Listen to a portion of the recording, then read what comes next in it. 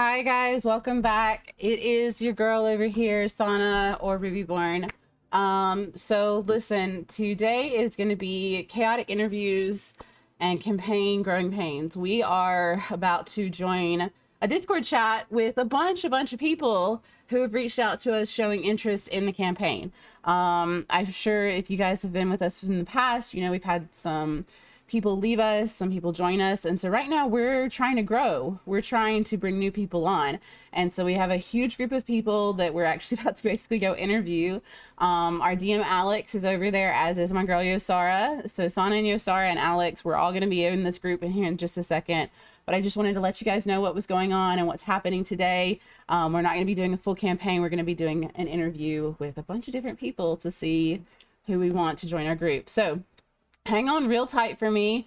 I'm about to jump us over into a new Discord, and it's probably going to get loud and chaotic. And yeah, we're going to have fun. So I will be managing the stream still. I'm not going to be doing much other than that. But if you guys have questions, please don't hesitate to ping them in the chat for us, and we'll do the best we can to ask them of the members that are trying to get into the campaign as well as of ourselves. So let's give me just 1 second. I'm going to switch back to the opening scene and we're going to transfer over. I will be right back. And then COVID happened, and I feel like I got 5 years of DMing experience in COVID because I had nothing else to do but run games, and I really, really liked it. And then I got into Fantasy Grounds, and I played the original version of Fantasy Grounds, and I worked cybersecurity in my my regular life. And I learned how to code the system. So I actually was one of the guys doing the background stuff for Fantasy Grounds, and even built or edited a couple of their apps that Fantasy Grounds has now used as like Fantasy Grounds part of their backend stuff. So we can do a lot with this system, and it's really freaking cool. And those people who have played with me, Fantasy Grounds it's awesome. The maps are really, really cool. The system is really, really cool. It's super easy to use, and you can code it to make almost everything automatic. So what that does is it increases the speed of combat, and it makes things flow at a much just more even pace. But what that means is you as the player have to kind of know what you're doing. So there is a bit of a experience curve. So if you don't have that baseline experience, it's hard to learn all of it at once. That's why this campaign, I'd say I'm a newbie-friendly DM, but using the system and the way we're playing, we're looking to go at a slightly faster pace. So just keep that in mind as you're doing things, especially with combat, is know what you're going to do when it's your turn. Cool. So, Knick, as opposed to Nick without the K. Yeah, I've been playing, 6 months, all 5e. Hope to play a monk, drunken master. Yeah. Stuck in a hotel, it sucks. What was the other question? Hotel, are you on the road? One of the traveling work or traveling salesman? Yeah, stuck in Georgia right now. Georgia the state or Georgia the country? State. Okay, I don't know. I've been to both. Yeah, they're both pretty fun. This one's a little cold. Don't like it. Miss the beach. Georgia's cold? I'm in Colorado, so it hasn't been above 10 degrees in like 2 months. So I mean, I guess I'm just complaining. It was 62 today. Oh my god, it was like 12 today. Cool, thanks, man. Kyle plays bass, or is that bass? You got bass. You got it. You're good. It makes for some really dumb jokes though about fish, but yeah. So hi, my name's Kyle. I've been playing for like 5-ish years, but I haven't been playing for about 2 years. I was just busy, life. Not recently anymore, but moved to Colorado actually. So I'm closer to you then. I live in Johnstown, so that's just right between Greeley and Loveland. Got it. I'm in north of Denver, so not in Boulder. I couldn't afford that, but Boulder-ish. Oh yeah, we're close. That's really funny, actually. I could go over to that place at some point. Cool. Go ahead. And then tonight I'm I'm sort of using a warm-up character. I'm just doing um a peace cleric named Aaron. He is a elf. I don't know. He does not have a spider.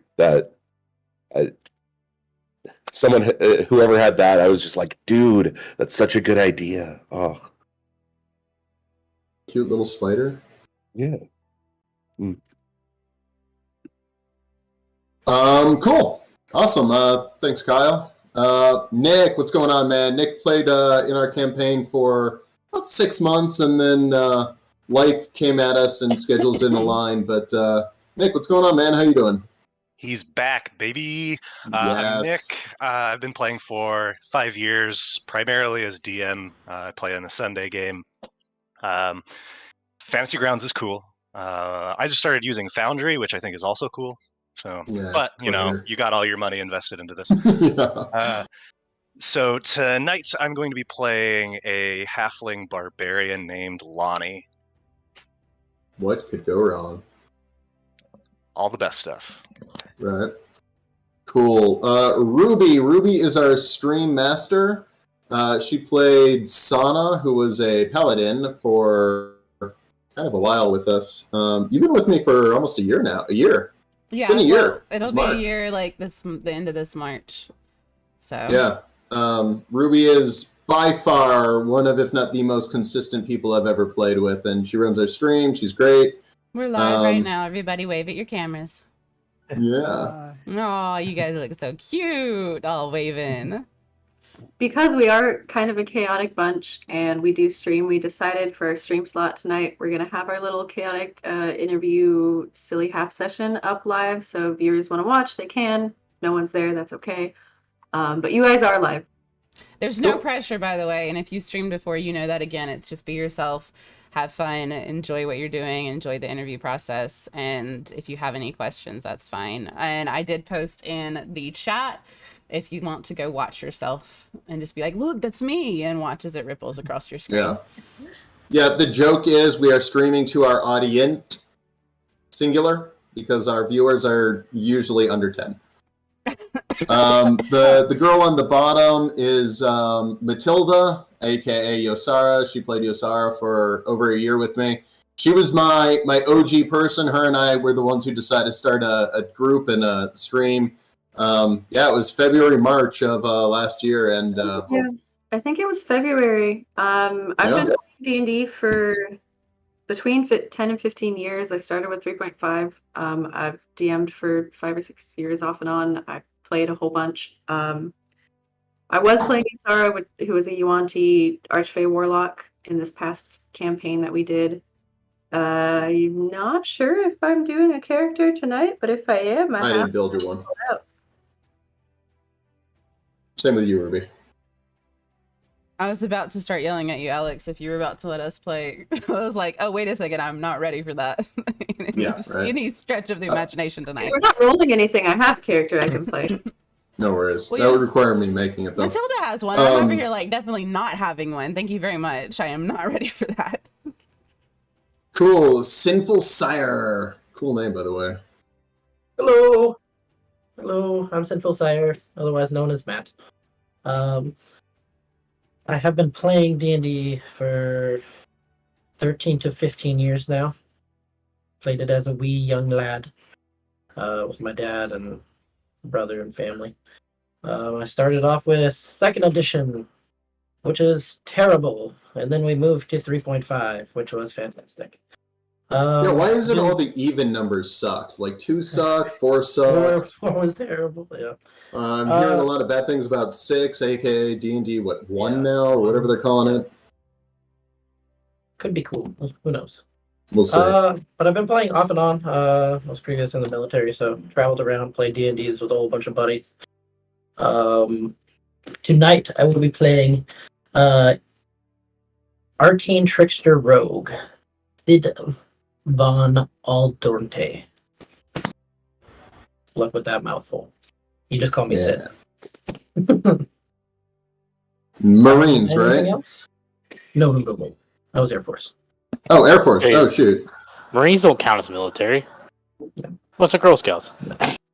I'm playing D&D. I have to be able to read. And you can't I eat saw- your crayons when you're trying to make your cheat. Yeah, I'm like 15, 16 years Army, so I can make all the joke. I actually just hit E8 Master Sergeant, so it's... Oh, congrats. Yeah. Sold my soul. I'm gonna make so many shitty comments calling Yeah, you. you can make all the military Yeah, jokes, and I fine. do. Go ahead. You cannot hurt my feelings. You can take that as a challenge. I'm You only making have- note of this. Challenge accepted. Yeah, thank you. Cool. And we've got Snashing. Hey guys, I'm Sarah. I've been playing for about 3 years now. Mostly I was playing in person, and then this last year I started playing online. Tonight I will be playing a tiefling warlock named Woe. She has an imp familiar named Duck. Awesome. And Mage, right? Yep. Hello. My So- name is Mage, and I will be playing a very skinny and scrawny goblin who name is Cole, and she is a druid, and she has a pet or familiar bear. I'm not gave it a name yet, but soon. No worries. She is very nice and pure. All she wants to do is cook for her party and cook for people and build a community. That's her. Yeah. And I've been a player and DM for I think 6 years. Nice. All 5e or... Just 5e. I haven't learned 5e? any of the new systems yet. Man, I can't believe 5e's been out for 6 years now. It's actually, what, 7? I think I saw that the other day. Feels so new still. And then, we had someone, but we lost him. Oh. Okay. There we go. You moved on me. Bacone?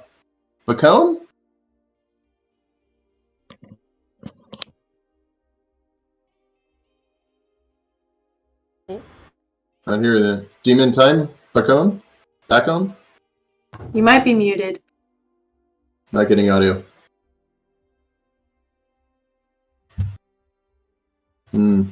What you can do is click on the mute button and make sure Nice that the shot. audio source is correct. Yeah, I was gonna say double check your audio sources for your mic and They your like to settings if you change. need to. And then I saw, what was it, Drago heard Jonas? him a Right? second. Yeah, Drago joined and then he dropped, so cool. All right, well, if you get your audio fixed, just let me know and we'll drag you in. Cool. So I've never actually done a full, completely disorganized chaos like this, but what I am going to do is give you a 5-second tour of Fantasy Grounds. Oh no. Just because I can, and I want you guys to understand what the system is and a little bit behind the DM screen. So this is Fantasy Grounds, and you can see I've created very paper-thin characters for all of you, and I got all the levels right except for one. Sorry about that, little wizard. I'll fix that. But we can do some super, super cool stuff in here. For instance, apparently I like airships. And with that, you can actually build tactical combat maps on this, and we do a lot of combat. Well, not a ton of combat, but when we do, it's very tactical. And those of you who have played with me will tell you, we had players going down almost every session, usually Ildren. But outside of him, we did have a lot of people going down. So combat is a big part of the game, but we also do a lot of role play. So with that, what we're going to do is we're just going to have a little bit of fun here, and I'm going to throw you guys into some small groups so we can get to know each other, see who has congruent play styles, see who works well together, because we're really looking to build 1, maybe 2 teams of people who really just like to play together. And yeah, that's what we're going for. Does anyone have any questions before we kick this off? Is there no way I can like bribe you to use Foundry? Asking for a friend. You can ask. I'd be if you open to the want. idea, but currently we're Fantasy Grounds, and here's why. It's all free. You guys get... so I have a God license on this, so everything runs off my license, so nobody has to buy anything. So if somebody wants something, then I can literally just build it into the system, or I can buy it and then just put it into the system. But it's free to all my players all the time, forever. And I know how to use it, and I know how to do the background coding, so I just don't see a better way. Yeah, already. What he's saying is that'd be a very expensive bribe. Yeah. I got my taxes back. I'm sure I can. Yeah, we heard you, I Demon. got Say taxes. again. There you go. Alex, I think Demon is trying to speak over here. Hi. Cool. Yeah. Can you hear me now? Yeah, we Can hear you now. What's up, man? All right, but how y'all doing? I'm back home. I've been playing D&D since like August. I'll be playing a half elf rogue. Cool. Character name? Golden. Cool. Not sure if I got that on here. It's I was fine. also gonna say mine's not on there either. Just saying. Oh no, Killer B, I missed you. Yeah, I don't see it on there. Again, it's disorganized chaos. Yep, Yeah. disorganized chaos. I remember creating yours, so I might have messed that up somehow. It was whoa. Maya/Blank. Blank. I remember creating that one. Yeah, that was cool. It was a thief or something, right? Yeah. See, I knew I did it. All right. Not sure what I did there. Okay, I'm gonna re-add you. Cool. So for that, I just thought it would be fun to just kind of go around and just see what some people would do or say if they experience some sort of weird thing. So we're gonna just do some individual rapid-fire D&D questions and give everyone just a couple of minutes to speak their piece and get a chance to do a little bit of RP. So the first one question that I came up with that I kind of liked is: you come upon a wagon. You see a wagon with the owner/manager of this wagon outside of it, throwing rocks at ducks. In the back of the wagon, there is a small chest, a short bow, and a teddy bear. Killer B, what would you do? What would your character do, more specifically? She would definitely start ransacking it and trying to take as much as she could. Okay. As you start to ransack, you realize the chest is trapped. She would take the chest and just run until she knew she was somewhere safe to try and open it without causing commotion.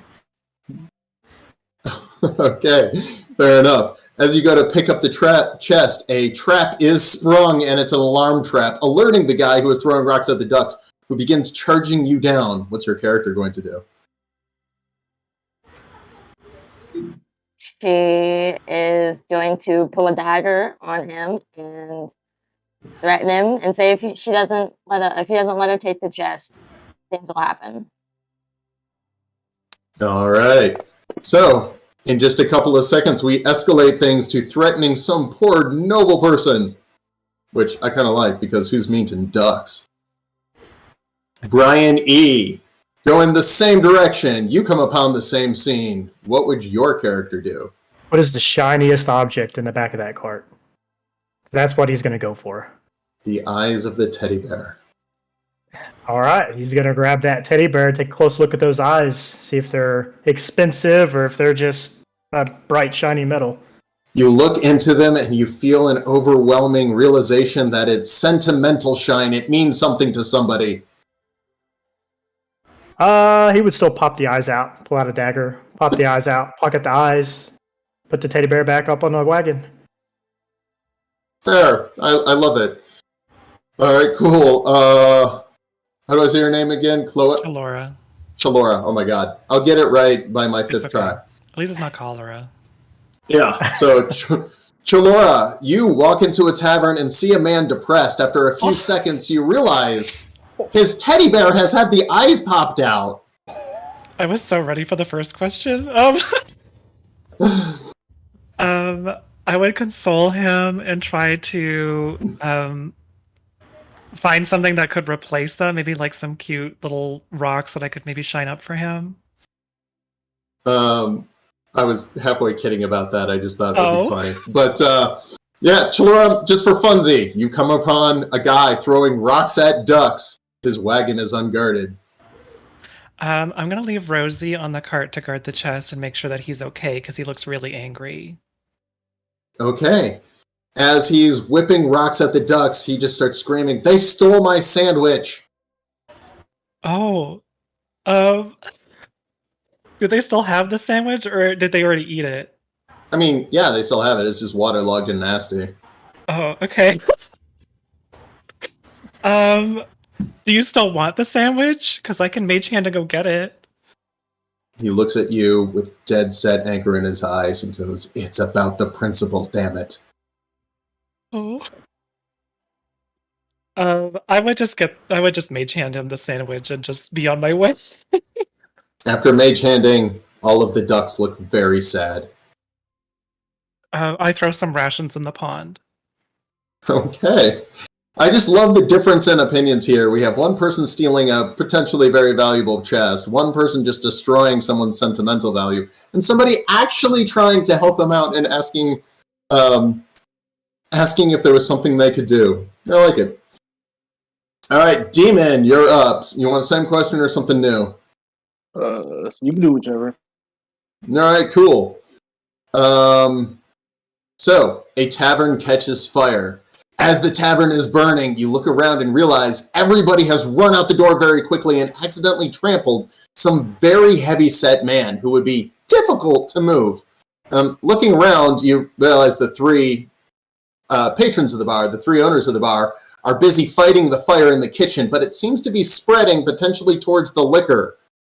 You also notice the cash register is unguarded. What would your character do?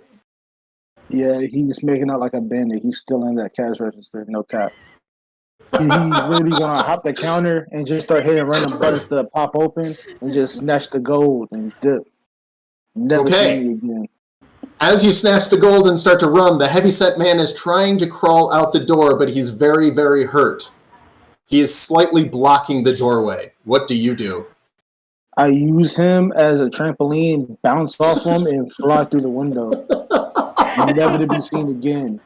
I would never go to that city again. How much did I make out with? You made out with, we'll say 50 gold pieces, which is not bad for a cash register, and a little bit of negative karma for trampolining off of a wounded person. But at the same time, people just saw you jump out the window after the fire. They thought you were just trying to save yourself, and nobody directly blames you. Not enough. I'm going to be upset. I'm going to take a knife and throw it at one of the alcohol barrels so it leaks out and blows up the tavern because I'm upset. They didn't have enough gold. Okay. You've scored 50 gold, caused 4 dead, and the second best bar in town is now burning down. Fortunately, the best one is still fine. They should have went to the best. Mr. Jones, same question. Bar catches fire. 3 people in there fighting the fire. Flames are slowly moving towards the liquor cabinet. Cash register unguarded. Large dude on the ground. I'm gonna go over to the alcohol, get me a couple bottles, and then I didn't get to introduce myself because my internet was messing up. But I'm playing a Goliath Barbarian, so I'm just gonna go straight through a wall.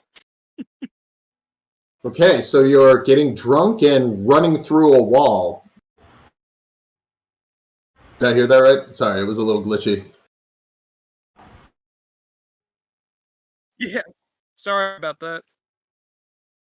Okay, wall explodes, lets in a big backdraft, and you realize that backdraft is now feeding the flames. You have 4 bottles of high proof alcohol. You're chilling outside.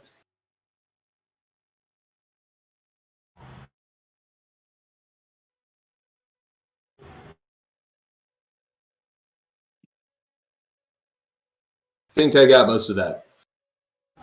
Cool. Nick with a K. Bar catches fire. 3 patrons. Fat dude on ground. Cash register unguarded. Well, I'm already drunk, so let's try to stumble around and fix this.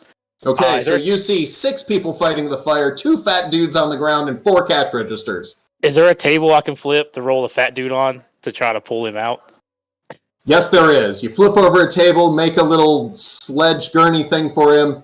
As you're trying to yank him out on that, realize the table is wider than the door and you're unable to pull him out on that thing. Well, I guess I'll just load his pockets full of alcohol and carry him out. Nice! Clever use of someone else's pockets. That's the first time I've heard of someone unpicking someone's pockets in a while. Yeah, and then when I throw him down there, I'm gonna take one of the bottles to as a little gift myself, little treat. All right, you and the rest of the crowd that's forming are now drinking as they've seen you drag him out with his pockets full of alcohol, pull alcohol out of his pockets, and start drinking. Say anything to the crowd? I'm like, he stole this, not me. He was just passed out, so I figured free game, right?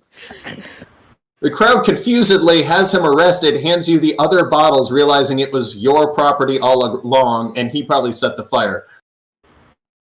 Sounds right. I'm just stumble to the number 1 bar and finish my night as a hero, I assume. Kyle, you're up, man. All right, same question, right? Sure, why not? Okay, cool. I feel bad because my answer is going to end up being really crunchy. The first thing I would do was I would use my Channel Divinity Balm of Peace to heal the heavy set man, and then I would heal him. He stands up and goes, "Thank you," and then runs out of the bar, realizing his life is saved. And then I would attempt to use Emboldening Bond on. Right now, I can only use it on 2 of the owners, but to give them basically like additional ability checks. It's an additional D4 on all their ability checks while staying out. I would be as close to the door as possible. I don't want to die here for alcohol. Doesn't make good sense. So help over there. Gotcha. Okay. Yeah, so you save the guy, help protect the bar, don't steal anything is what I'm gathering. Don't steal anything. Okay. Narc. Yeah, all right.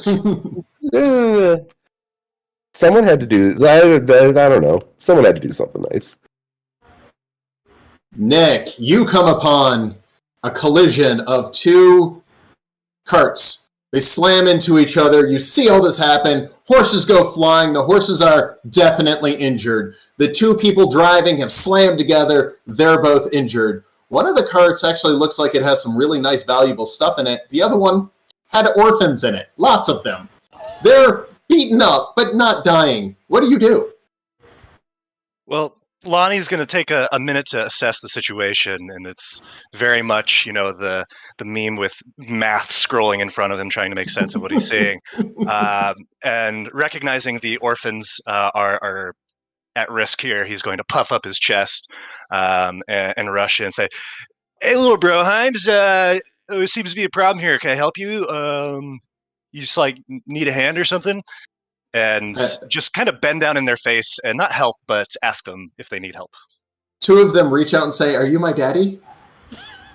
Well, it's possibility. I did have kind of like a little bit of wild hair a couple years ago. Not really so smart with keeping things safe, but yeah. Well, we could pretend that you're my little baby. Okay, you have acquired 2 random follower children. What could go wrong? Doing anything with the other people who are injured, or the other one full of nice stuff? It's like I got my wolf pack kind of back together now. 2 is a good number. I don't really think that I have room right now in my schedule to be managing like anything more than that. So best of luck, bros, and I'll catch you on the flip side. I love it. Sinful Sire, pick one.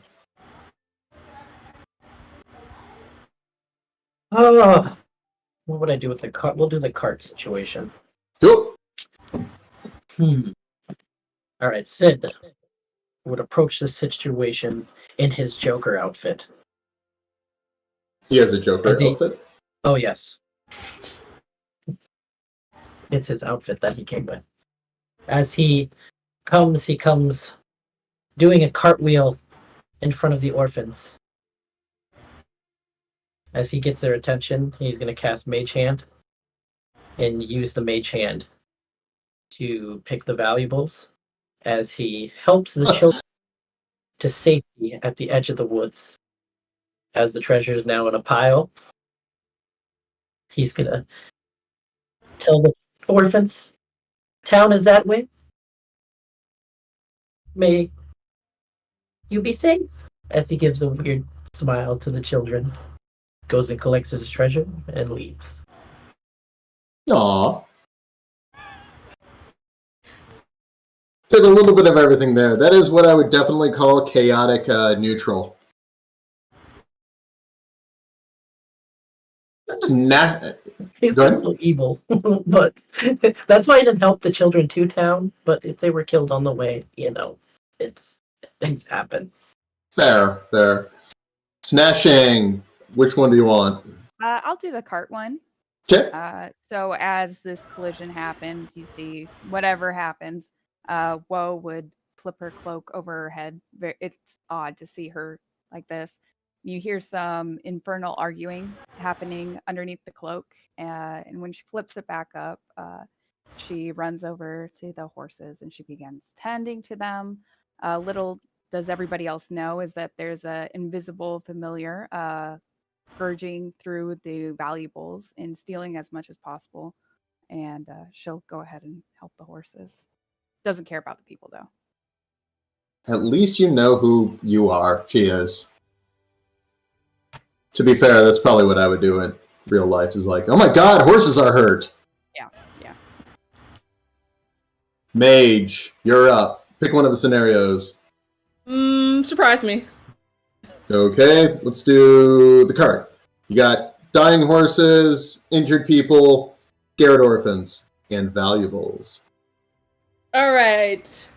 I would use Healing Word to heal all the people and stuff like that.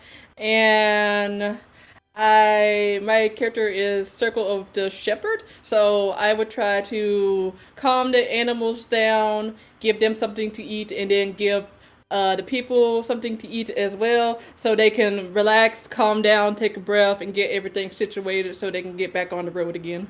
That's what I would do. Aw, so just sitting down, having a picnic after healing everybody. Mm-hmm. As you're collecting all of their valuables, are you handing it back to them? I'm handing it back to them. Cole does not know the value of money. You know, I say the same thing about myself. Alright, Killer B, back to the beginning. We're going to go through this one more time, but this time answer a different one.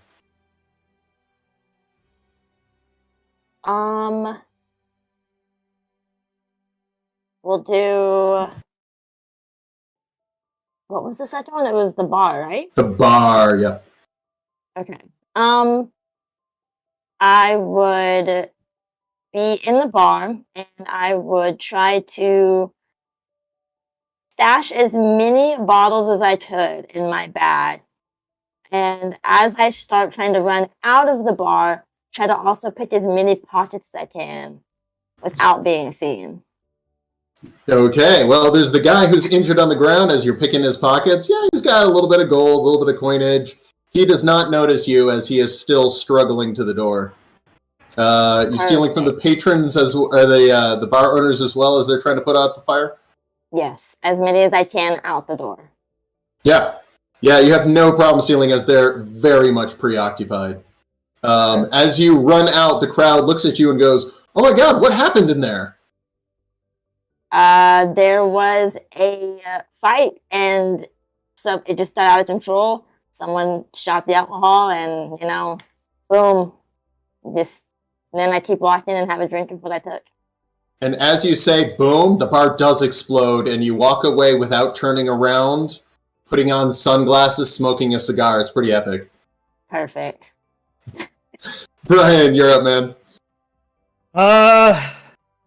I'll do the second one with the bar too, but I feel like I'm a thief. So I walk up to the guy. Is he face down on the ground when he fell? The big guy? Yes, absolutely. Okay. Face down. All right. Well, yeah, I walk up to him. Oh my gosh, you all right? Are you all right? And I'm patting him around and picking his pockets from him and trying to help him up. But I'm kind of a skinny guy, so I can't really get him up. It's like, oh, well, sorry. And then just, as I'm walking out, just kind of reaching in other people's pockets, just getting out the door, seeing what I can grab.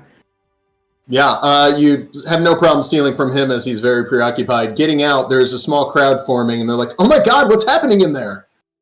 Some pyromancer doesn't know what he's doing in there. I don't know. Right at that point, the large man starts struggling out of the door. Struggling. I try to get out before he does. He looks at you and says, I think he took something from me, and points at you. No, I wouldn't do that. Come on now. Do I look like someone that would steal? Come on. The crowd goes, nah, you seem pretty honest. Yeah, see, yeah, I'm good. Cool. Chalora. I guess the bar one. Cool. I would ask Fog Cloud in hopes that it would put out the fire. I googled it. Maybe it does. I don't know. I don't think fog puts out fire. It might make it a little bit damp, but, there's accelerant in there, so as the smoke starts piling up in the room, the fog starts making the smoke even more intense. Now everyone in there is fighting the fire blinded, essentially. But that means they can't see the cash register or the guy on the ground. Or me run away. Just gonna get out of here. You escape as you run out. Huge amount of smoke coming out of the bar. Fog as well. Everyone goes, oh my god, what's happening in there? A stink bomb. Everybody run away. So any help that would have come into the bar is now escaping. It's not my job. I don't know. I'm just gonna help. Well, unfortunately, the large man, he was very sad because somebody had pulled the eyes out of his teddy bear, so he's not having the best day of his life. I tried to fix it. Demon, you're up. I'll do the first one. What were the items on the? Guy. There's some sort of a chest. It looks somewhat valuable, or may contain something valuable. A short bow and a teddy bear with very shiny eyes, apparently. How many arrows for the short bow? 10. All right. I'm gonna run up and try to open the chest. Okay. As you go to open the chest, you feel this clicking and realize it's probably trapped. I use my thieves' tools to try to navigate around it. Okay, while navigating around it, you trip the trap by accident, and it's an alarm trap. The guy comes running back, dagger in hand. Hey, wait a minute, I'm not done yet. And then I continue trying to pick it. Okay, you manage to pick it. It opens right as he comes around the wagon and realizes you're stealing from it. I take the short bow, like the bow itself, and I swing it at him to create a bit of distance, and I fire one of the bows at him. Okay, the man is now bleeding on the ground. I walk over him and I point the bow at him like, see, yeah, should have let me just take it. And I grab the chest, and before I go, I take his dagger too, and I'm like, you don't deserve this. You should have just stabbed me. And I walk off. I don't even run. I just walk off like he ain't finna come for me. Oh, and then I stop, go back, and then I cut the head off his teddy bear. Okay, poor teddy bear. Wow. Yeah. Had a hard life. Yeah, it did. Good to know. I think that's very... That's awesome. Okay, Kanik, you're up, man. Go ahead and pick one of the scenarios. I guess I'll do the one with the ducks. So he's just throwing rocks at poor innocent ducks. As I don't know if they're innocent, they're ducks. Well, Nix is real petty, so he's just going to steal a wheel off the cart and then marry on his merry way. All right, I will admit, when I considered this scenario, stealing a wheel off the cart is not one of the things I considered. Well, Nix is an asshole, but he's not evil, so a slight inconvenience. Man after my own heart, an asshole, but not evil. Yeah, so he's going to take his wheel and just quack on the side of it as I walk off. My God, can you imagine if someone did that to your car? Just keyed quack into the side of the wheel well? Yeah. I mean, don't throw rocks at ducks. They're defenseless. Kyle Bass, what's up, man? Go ahead and pick one and roll with it. So I'll just go ahead and do the ducks one as well. The first thing I would do I would cast Calm Emotions. We're clearly very heightened right now. I would attempt to de-escalate the situation. You know, ducks are so evil; they're immune to that, right? I did not know that. Oh no! I'm kidding. As he's throwing rocks at the ducks, he calms down, just sits down, and starts talking to them. I would go over and ask, what happened? Why were you throwing rocks at the ducks? He said, they stole my sandwich. Well, hey. We can just go get another sandwich. Let's go get another sandwich. Together. Aww. And while walking to get another sandwich, he tells you about the fact that he knows where an amazing jewel is buried, worth thousands, millions even, but he's not strong enough to go and get it himself. So he suggests you do it and just keep the money. Thank you. This was an amazing sandwich. Nice. And I would gather my adventuring party and we would go find a jewel. Nick without the K.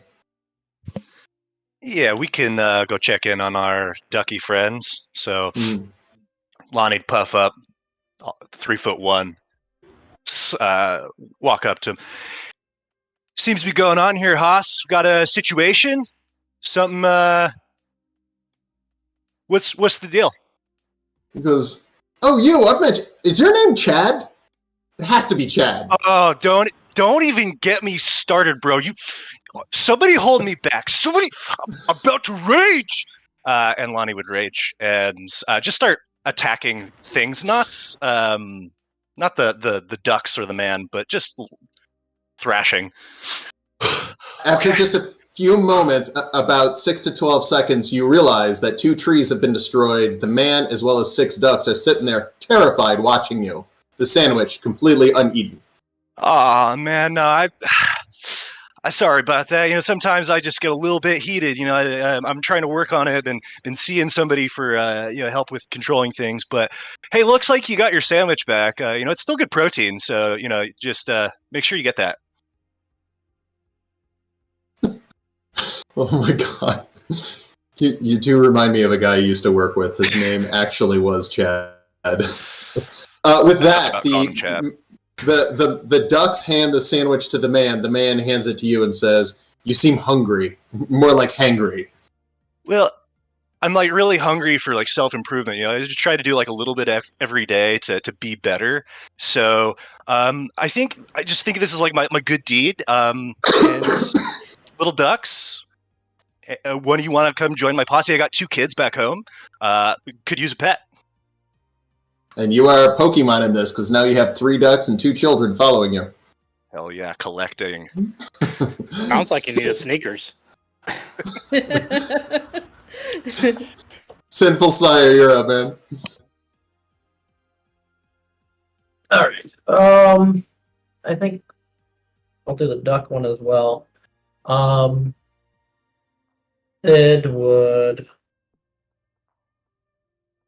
Sid would sneak up to the cart as he looks at the guy throwing rocks at the ducks. He would disconnect his bowstring and set up a trap using two of the oil flasks that he has and the hooded lantern that he lights. Okay. He sets this up between the 2 wheels as a trip trap in front, as if someone were to approach the wagon, and then he jumps up on top of the wagon and begins to play his bagpipes. Okay. Playing the bagpipes all at once, the ducks look confused. The man looks confused. He starts approaching you going, hey, what are you doing up there in direct line of the trap? He's now moving towards the trap, going to hit it as he's super focused on you. Sid puts down his bagpipes for a second. It has been a pleasure. And he trips the trap. I'm guessing it's a fire trap. Ignites on fire, is now burning. The ducks have scattered. There's a sandwich sitting alone in a slight marshy pond. A man is on fire. The front of the wagon is on fire. And Sid will approach the side of the pond and eat the sandwich. While watching the man burn like a boss. That's what will happen. Naturally, that's how you get the bow, the arrows, the teddy bear, and whatever's in that chest. Snashing! I'll do the first one as well. Fueled by my love of ducks, I will have my familiar duck shape change into a raven and began dive bombing this guy over and over and over and over and over again. While he is doing this, we'll attempt to. I assume the cart is hitched up, or is it not hitched up to? It's hitched up to an ox. Oh, Slow-moving ox. beautiful. She will attempt to steal the cart. Okay. Jumping on the cart, you go, yeah, and the ox goes, ruff, and starts moving at about 1.5 miles an hour. Yeah, slow going, but I'll attempt it nevertheless. After a few minutes, you hear a wait as the man is running up the path, running after you. Several bite marks missing out of his face. He's clearly bleeding and agitated. Pile of rocks in hand, no sandwich. All right, I what would attempt to cast Charm Person on this gentleman and peruse him into letting him take her cart or his cart. It works. He is now charmed and interestingly agreeable. As he gets up to the cart, he's like, hey, why are you taking this? Because you like me and you figured it would be a nice thing to do for a nice person walking down the road. Picking at his face, he's like, you know, I do like you, but I think I need that. I don't think you do. Well, when you put it like that, maybe I don't. Okay. I could really use a sandwich, though. Good for you. He wanders around until the charm person wears off, but then remembers everything. Yeah. Cool. And Mage. Hello. I would like to do the one with the guy that's sad about his teddy bear. Fair. Always see this man sad, and she like taps him onto the shoulder and says, "Do not worry, Cole is here to make you happy. No one can be sad with small bear." And she picks up a small bear and hands it to him, and the bear just looks at him very cutely. And she's like, "Here you go. This will make you feel better as well." And then she hands him a nice soup. Aw. Made him some food, gave him a little bear. That's actually nice of you. Mm-hmm. All right, cool. That was fun. I enjoyed that, actually. So let's just go ahead and go to the standard D&D style and say Killer Bee, Brian E. Didn't even mean to rhyme. Chalora and Demon. You all meet in a tavern. There you are planning a heist, but the person who's going to give you the information hasn't arrived yet. You're all essentially mercenaries. What do you guys do? What do you guys say as you're told to go to table 2? You guys all show up at table 2, and everything in this bar is on the house as it's been paid by your person hiring you. Does anyone know the name of the person that's supposed to be meeting us? Or are we just waiting on someone to approach us? Mike. Someone to approach you. Okay. Does anyone know Mike? Any of you guys at the table? Y'all seen him before? No, but if he's paying for everything, I'm going to get the most expensive piece of food. Cost 4 coppers. It's a dive bar, yo. Imagine. All right. Mike better get here quick, or we're gonna have some serious issues. I can't be here too long. People are starting to look at me. You telling me I already flipped the coin? I'm cracking his kneecap on site. So while someone was checking out Killer Bee, Demon just broke his kneecaps and bent them the other way for them.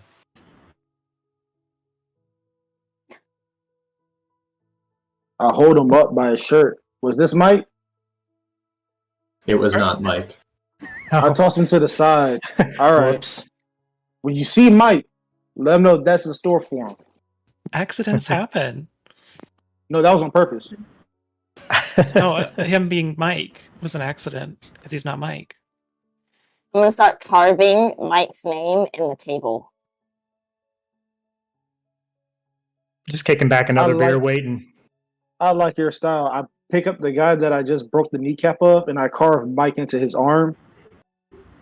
And you tell Mike that I sent you, and I walk off. I don't. I look down at him. I don't think he can actually go anywhere. You kind of broke him. Not my problem. He'll figure it out. As he crawls off towards the door, twist, this was actually the prelude to the bar catching fire, because I know exactly where this is going. Kidding. So with that, Mike does not show up, and you get more and more eyes on you guys as you have broken somebody who was just looking at you. I broke nobody, just saying. Just an innocent bystander. Sorry. I turn in my seat so I'm not facing anyone, and I'm like, I feel like everyone's staring at us. Wonder why. I do too, and I look over at you as I say, like, I do too. It's weird. Probably not used to seeing someone get kneecapped like that. What do you mean? That's never mind. All right. He's probably from Aurora. Which is a terrible, terrible part of Colorado. Terrible part of Denver. I mean, like, if they haven't seen it before, that's just new experiences. Yeah. Yeah, like, they could go home and be like, hey, honey, guess what I saw today? I saw a guy's knees bend in both directions. Yeah, then he got Mike carved into his arm. Good branding. Yeah. He should have minded his own business. That's what I'm saying. It ain't my fault. All right. With that, let's go to Nick, Kyle, and Nick without a K. You guys are waiting in a bar for someone to show up and give you the details of a heist. Wait, we're supposed to meet someone here? I came for booze. Yeah, Lonnie would see this drunken master. All right, so this is where the party is. All right, what are we playing tonight, boys? We go in dragons, we go in snake eyes, we go in rollers, we go in. What's the game? What's the game? I thought it was sharks and unicorns. I don't know. This is my favorite. All right. It's been a while since I played Sharks and Unicorns. Can you give me a refresher on the rules? I mean, I'm down. You know, we can put money on it too. I only got a couple coin, but I mean, I got a few. I just hand out like 25 gold. I'm like, let's have some fun. Sharks. True. Dang. All right. Yeah, like you're gonna have to spot me some, but so basically, you just keep drinking. If you outdrink the other person, you're the shark, and if you're the unicorn, we draw unicorns all over you when you're passed out. Simple game. We just called that drink the drink. Yeah, let's do this. Oh wait, were we supposed to beat somebody? Was it Chad or Karen? I don't. Who's this person supposed to be here for? I think we're gonna make Mike. Is there a mic here? Is there a mic? And then I would start going, like, asking around the bar. Wait, it's Mike night? I'm gonna start singing. It's a small town world right now. Living in a lonely world. Lonnie's bopping along. Lonnie would be a little bit impatient and just go strike up a conversation with the barkeep. You know, have to get a running start to get on top of the stool. Need a hand, little buddy? I'll pick you up like a little. Don't. I got it. Okay. I'm a big boy now. All right, I can do things on my own. Well, you're a small boy body. I'm confused. I mean, it's sizes and everything, and that's what people kind of told me my whole life, and that's what I believe. It's kind of my mantra. But I just don't need your help. So please, just keep your hands off me. Unless you're buying. If you're buying, then you do whatever you want, man. I just laid 25 gold. I thought I was buying. Well, are you getting drinks or what? Getting everything. Let's do this. And while those two guys bro out Kyle, you do find a young girl in the back of the bar who is just kind of watching the scene. And she goes, "Yeah, I'm Mike." You don't necessarily look like a Mike. Do you want to come over and discuss what we were supposed to discuss to begin with. I think we're... With those two chodes, is that your crew? I mean, Chodes is strong. I'm sure they're good at something. Right. I'm going to give you the details because while they're getting arrested, maybe you can get away. She hands you a small envelope. Great, thank you.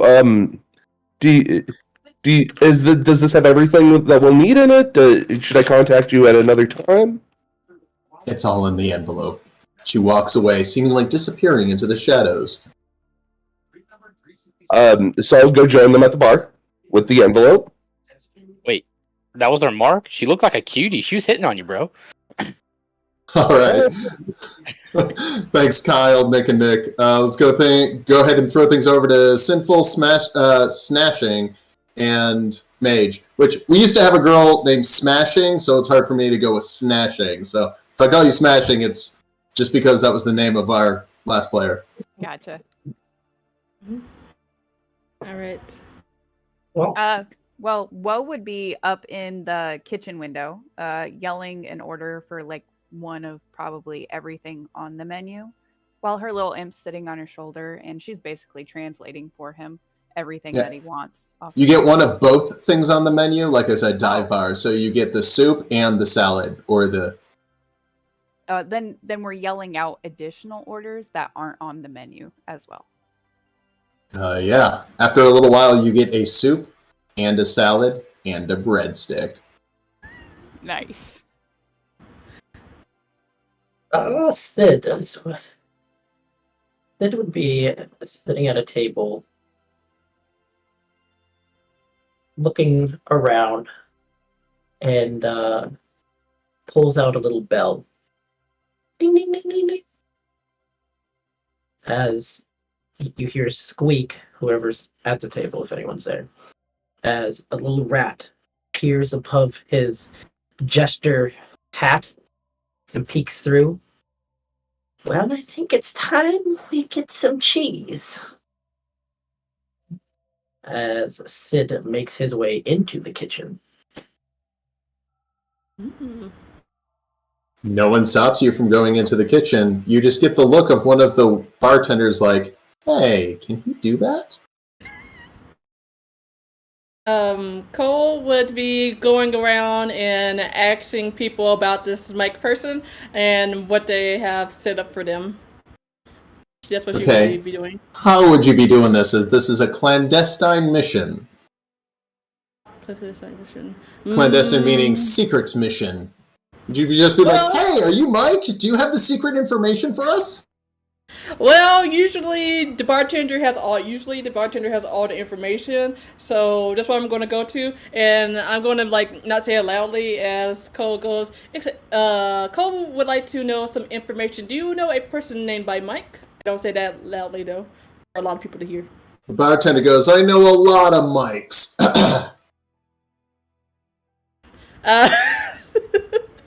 She looks confused because she does not know the concept of money. She just tells her to him. You would see the imp fly through and drop a breadstick into the bartender's hand.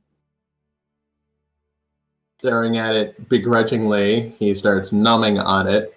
As I know a lot of Mikes, and it would be terrible if I didn't change my answer every time. As he holds out his other hand, a mouse comes hopping and hops onto the counter and drops a piece of cheese into the other hand. And retreats back towards the kitchen. Woe would point out, that's not on the menu. The bartender then grabs a drink and pours it and goes, this is my first drink in 20 years.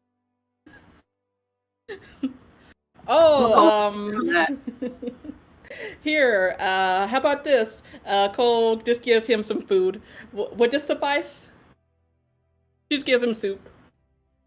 It's good soup.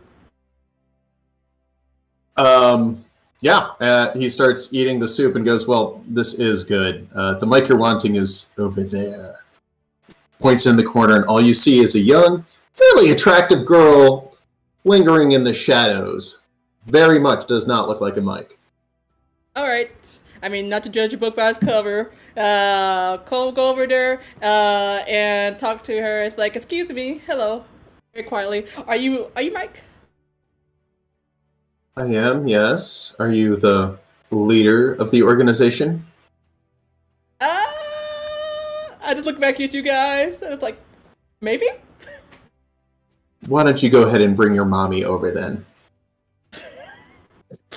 Holding up the cheese by now, it comes out of the dining room with his mouth and just looks at you and smiles. I just like squint at her. I'm just like, I'm an adult, but okay. Rubbing her temples, she's like, I mean the imp. The imp is probably the one in charge of this group. Duck would probably fly over at that point. Handing Duck the information in the package, she just goes, Duck, don't screw this up. Not knowing Duck's name. He'll give a little salute. Well, I guess I worked out. Ruby, you got something?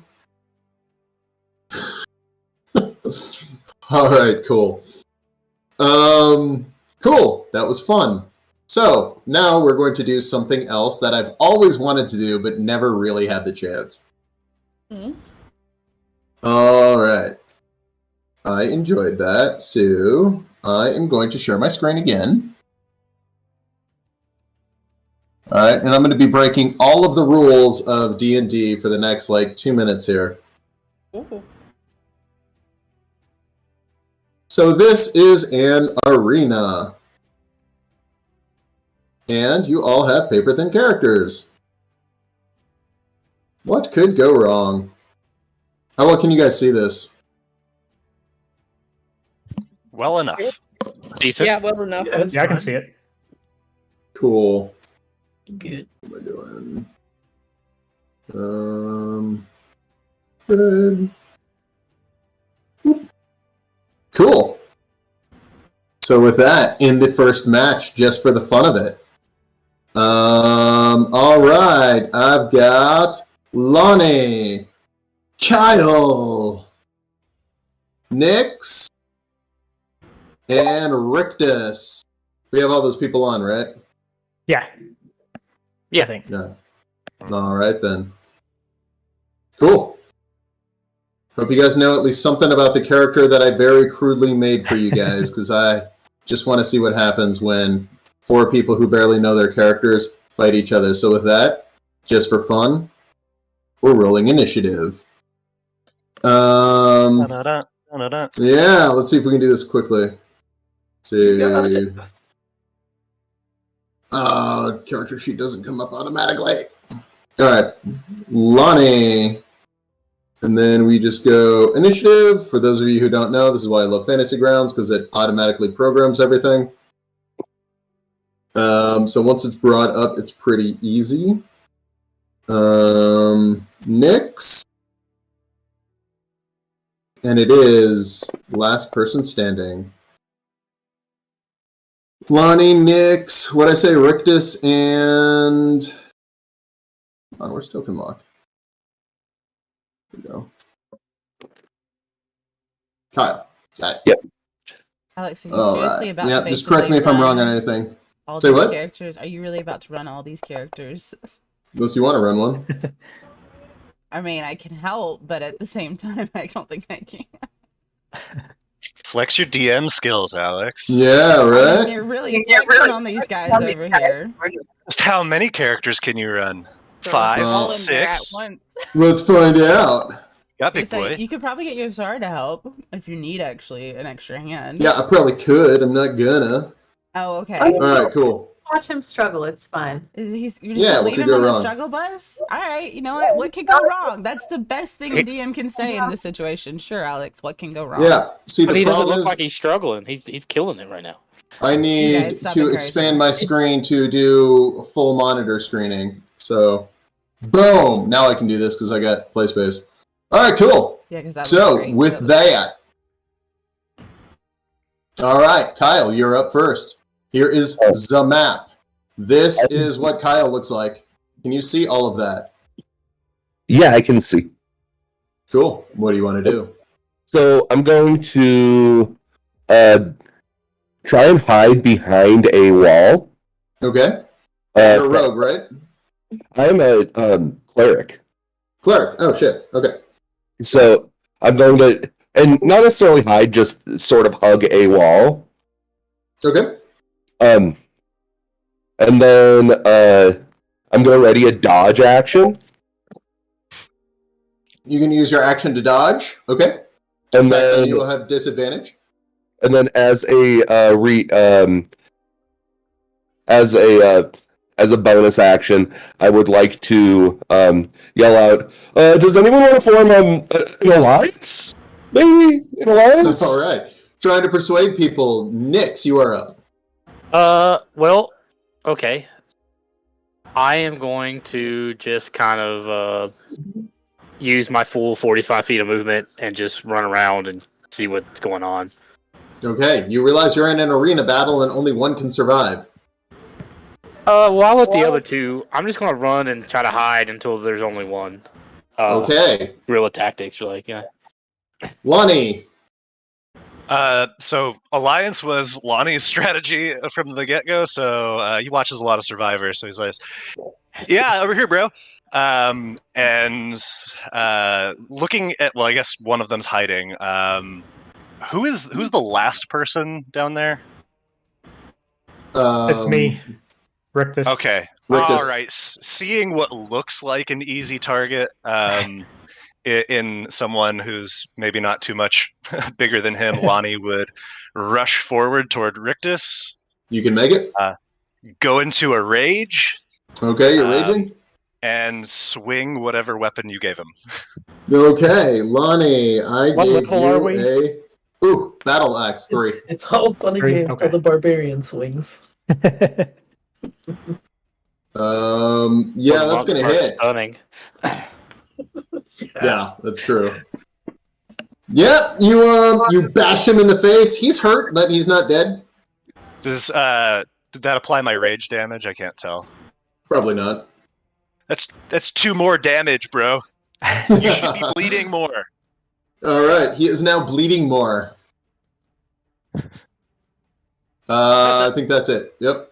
Rictus, you are up. You just got hit in the face with a battle axe. Yes, and I yet did. You're still relatively fine. Well, since I got attacked, I will pull out my. I don't know what weapons you give me. Is it a dagger I don't or a either. short sword? Probably a dagger. Yeah, let's get a dagger. Okay, yeah, I'll just take out a dagger and just stab away. You are a rogue, and as you stab, Lonnie is so surprised by that. If it hits, which it doth, you get damage plus 2d6 sneak damage, because why not? Oops.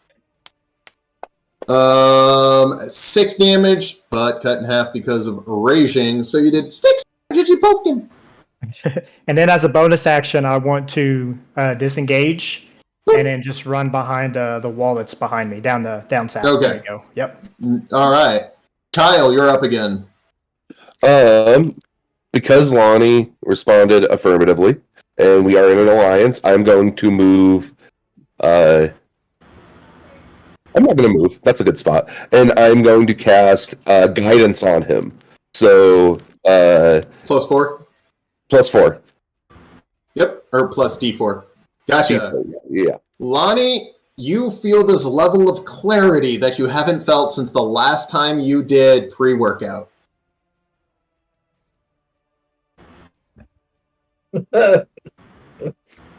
All right, anything else, Kyle? And then I'm going to. I guess I don't have a bonus action ready. So yeah, that. Okay. Nix, you're up. I'm gonna go after the easy target, and I'm gonna go after the old cleric, and I'm gonna run over there. And I'll fury you can make blows. it. So that's 3 attacks. Yeah.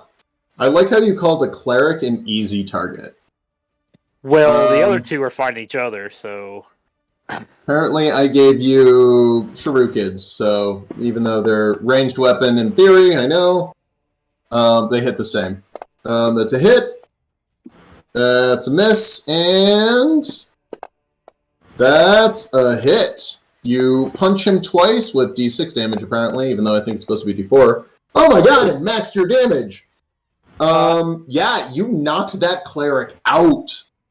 Oh, And that gives me the benefit of a disengage plus 10 extra feet of movement. So I'm just going to run and let the other two fight it out. Okay. After a few seconds, cleric, you regain yourself at 1 hit point because that's more fun. Oops. As you are not completely dead and you just hear the crowd booing, and the guy running the arena snaps his fingers like, "This is lame, release the lions!" And suddenly 2 lions come bursting out of absolutely nowhere. What are you guys going to do? I'm going to run away from them and let the others deal with it, and then I'll pick up what the queen left her.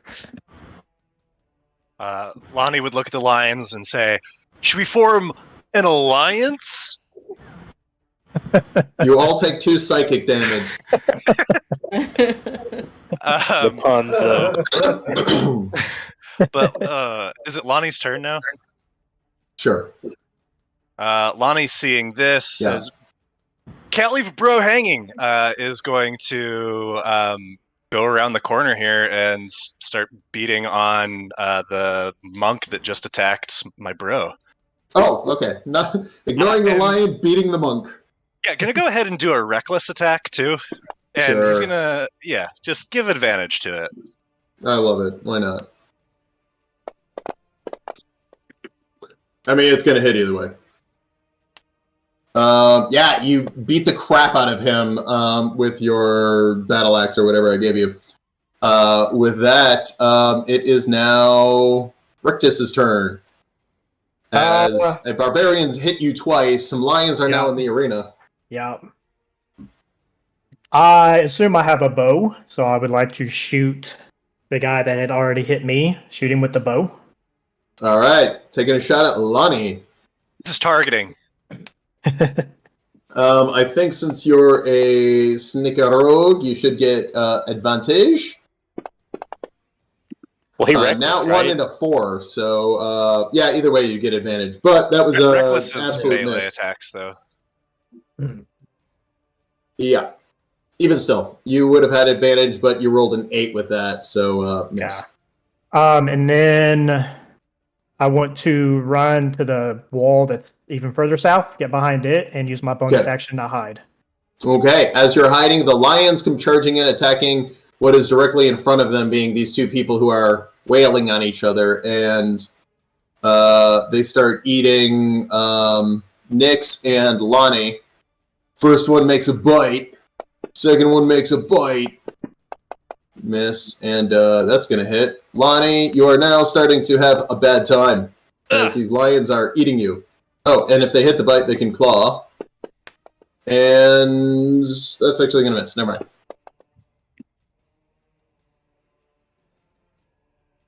So we are at Kyle's turn. You magically regain consciousness.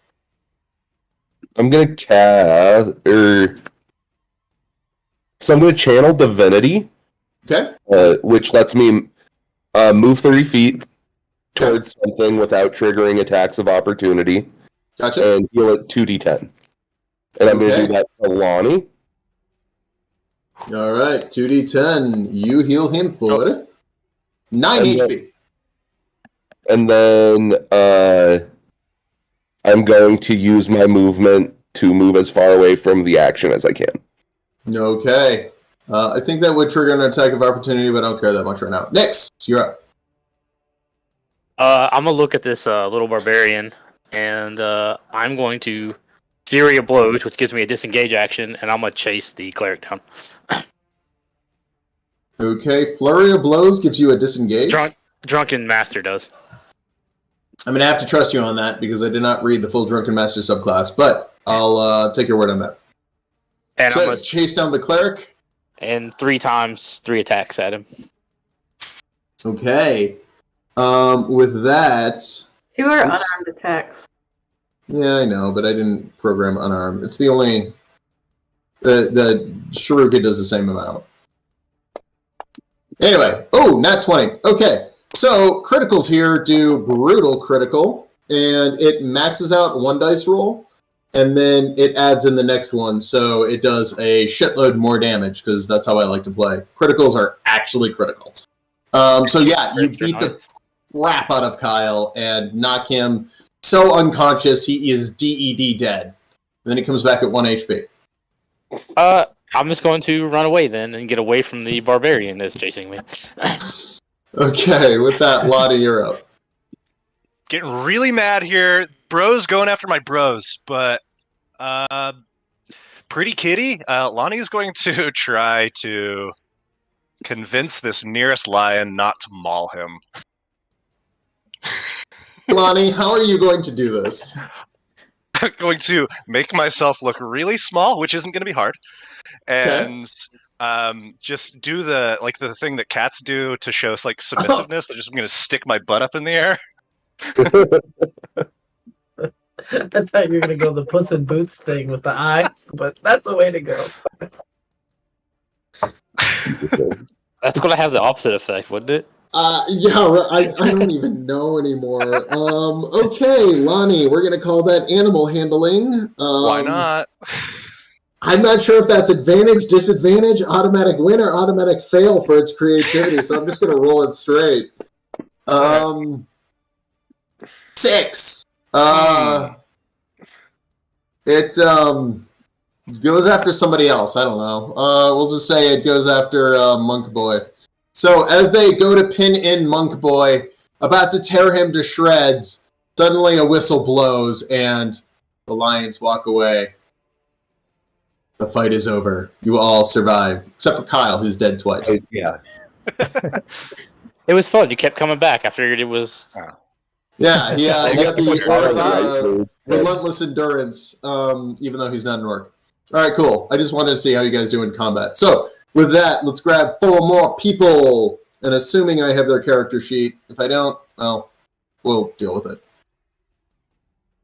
And I'm not saying I'm going to throw lions at you again. It could be a surprise. It could be something else I have in store. You never Something know. else that starts with the letter L. You're lying. Yeah, like a lynx. Pussycat dolls. That'd be a good one. I've only used those once. Entire regiment of lumberjacks. Dibble, I didn't know what to do for your character or whatever, so I gave you Cthulhu. Enjoy. That's fine. As long as I'm actually level 3. You're not. But it's okay. We can just roll with it and figure it out as it happens. Sid, Dibble, CeeLo, and Whoa. All good? Mm-hmm. All right. Bring up the poorly built character sheets. I really am good at this when it, counts. But I had 10 characters to create in, 30 minutes, so... You killed it. You're doing such a good job. Average +1, man. That's all I go for in everything I do in life. CeeLo, Whoa. What'd I say? Sid? Oops. And Cthulhu. Wizard. Let's go. Classes. Warlock. Wizard. Now you're level 3. Apparently you have 20 HP, because 30 sounds a little bit much. Alright. Cool. So, let's go ahead and roll initiatives. And Sid, Dibble, CeeLo, and Whoa. Sid, you are up.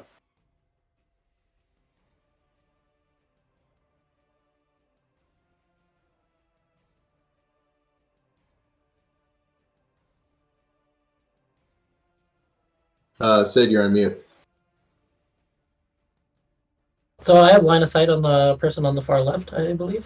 Yes, you do. It's a very Cthulhu-looking person who in no way wanted that as their character. Right. Old lady. I am going to just pull out my short bow and fire. And you take your bow and fire and hits, I'm sure. 8. Yeah, that hits. Dealing... Oh. As you're sitting there confused, Hunger Games style, you take minimum damage as an arrow just grazes your shoulder and you realize your shoulder's been busted open. Apparently one of your tentacles has been ripped off. As some rando has just fired an arrow at you. Sid, anything else? As he looks towards, see ya. He's gonna move 30 feet north. Sure. North. Okay. Yep, and then bonus action hide. Hiding. You're hiding for like a 15. Dibble, you're up as somebody just shot a friggin' arrow at you. Oh lord! And I'm gonna walk over to the top right corner of that little wall with the corner. Okay. No, like the outside corner. Ella? And I'm gonna cast Blur on myself. Okay. And that's all I can do. Okay. You are now blurry. Disadvantage is on attacks made on you, right? Yes. CeeLo. Cole would Soup think I isn't have going to anything save you this time. Super not gonna save me this time. Okay, I will cast Frostbite to the person right in front of me. You okay? It's 60 feet, so it should reach. Yeah. No worries. Yeah, these are 5-foot spaces, so...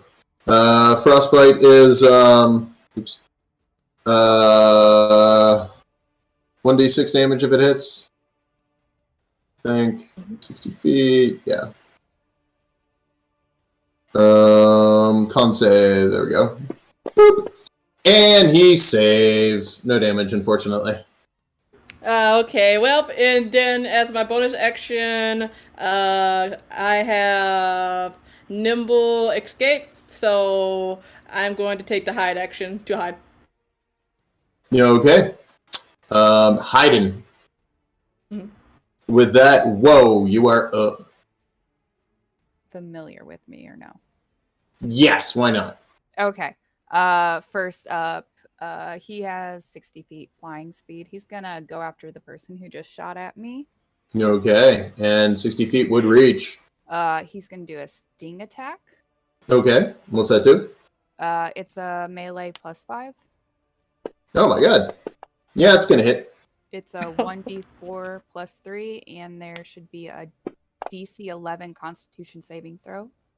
Okay, con save. 3 damage, and... Nope, 6 damage, and she does save. Okay, and they are not poisoned. Oh, then, not poisoned. And then Woe will cast, go take full movement to the corner closest to her and cast Mirror Image on herself. Oh, frickin' mirror image. Yeah. Yosara, I love that spell. She casts that frickin' all the time, and I could never kill her because of it. I've pissed off Alex with that spell so many times. It's amazing. Not saying I'm a DM that hates his player, but more than any other DM hates their players. I think he was campaign so he could get rid of Yosara. No, freaking warlocks, man. They're the pain of my existence. You ruined so many good things. Sid, you're up.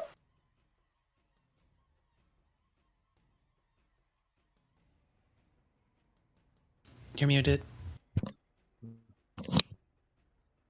I'm renaming you to Sid. You're muted. I got a baby in the background, so I don't want to catch that. All right. I'm amazed my okay, 2-year-old perfect. hasn't busted in here yet. Yeah. Alex, did you just jinx yourself? Good lord, knock on some wood, man. But Sid's gonna create a minor illusion where he's at. Okay. It's gonna be of a box, and it's gonna look kind of like a jack-in-the-box, and Sid's gonna hide in it. Oh my god. I would that's love to gonna- go to a gladiator fight where someone created Jack in the Box and started hiding in it. Yep, and then ends Sid's turn.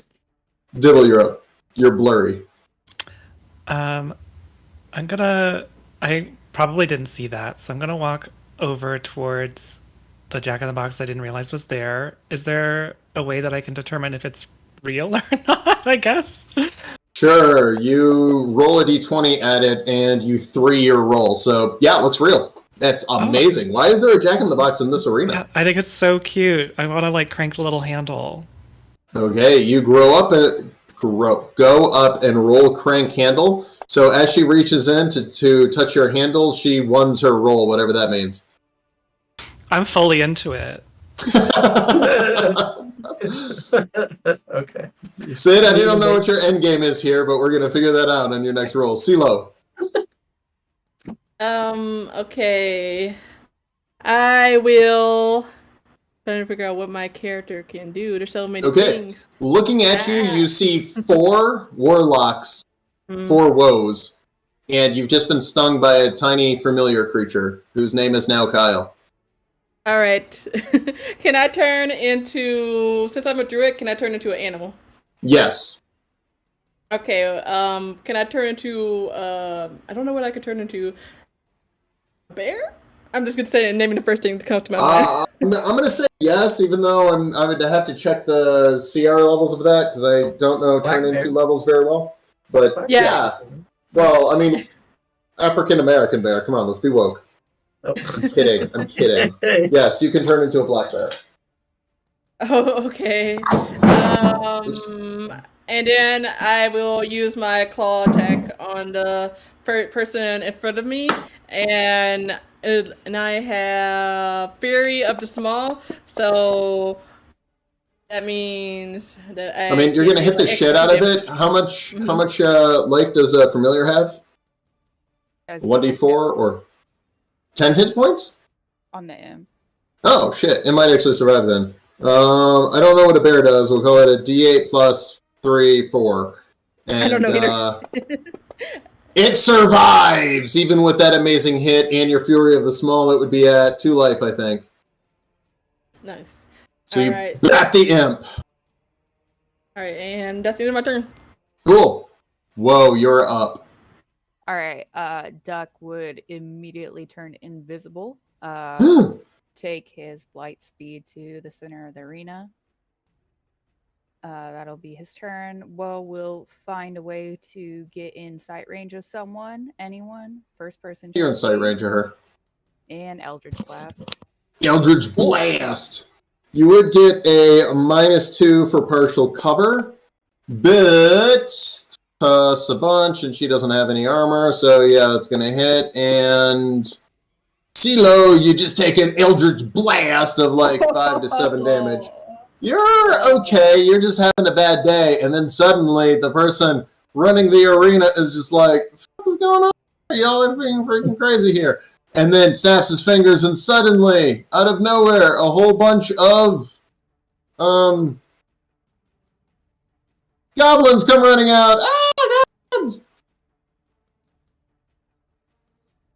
4 of them to be exact, and these goblins attack you all because they can. Except the imp, because they don't care about imps. For now. Alright, with that, Sid, somebody is cranking your handle as you're in Jack-in-the-Box mode. Goblins pop out of the floor. You hear some fighting on the south side. There's a random imp floating around invisible that you can't see, so ignore that I just said that. What are you doing? Sid pops out of the box. Ta-da! And casts Booming Blade on his rapier. And lashes out. Okay, so Booming Blade, it's an attack. It would be a surprise attack that's going to hit. So it would be hit plus sneak plus...